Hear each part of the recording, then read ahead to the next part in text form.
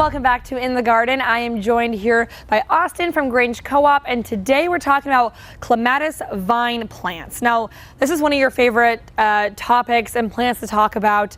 They're a gorgeous plant. What can you first tell us about these really pretty plants? So clematises are heavily sought after because of their flowers, and they're easy. They're not very high maintenance plants. They're very easy to take care of. They grow like a wildfire. And people love seeing fast growing plants. They love seeing what they're gonna do. The flowers too themselves are very beautiful, very good for pollinators, hummingbirds, bees, anything that's out there. Very cool. And so we have two plants here. This is with it flowers and bloomed. Yes. And then after it turns into these funky little balls. I don't know what you even call those.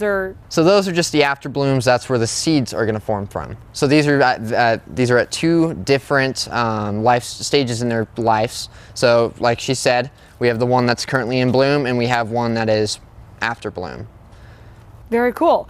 And so what do we have here? Is this something that you can hang your vines on? So this is the recommended kind of trellis that we're going to use. This one obviously is not very big, probably not going to hold a massive clematis vine, but this is the general style that you'll want to use for your clematis. They make them much bigger, much smaller, but the bigger the better for clematis. Okay, and so also we have some fertilizers here. What's the best way to utilize these guys for our vine plants? Okay, so these vine plants, they have different stages of their life. They have foliar growth, they have bloom, and then they have after bloom, which we have here.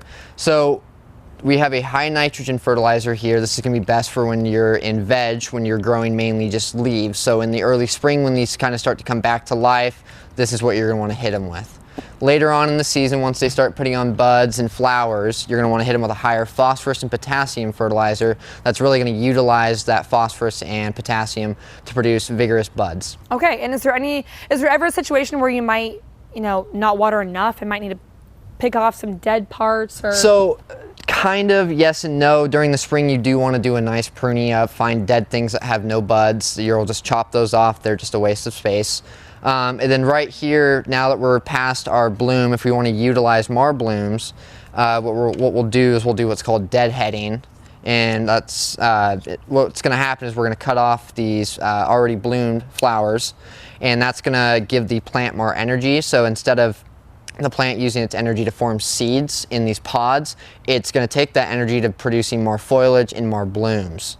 If you're looking to produce seeds, just go ahead and leave them on there. They'll do their thing, and you might still get some more blooms out of them. All right, well, if you would like to purchase some gorgeous long-hanging vine plants, you can head over to a Grange Co-op to learn from the best and pick up a beautiful plant like this, or of course you can head over to our website at KDRV.com. Thanks so much for joining us in the garden.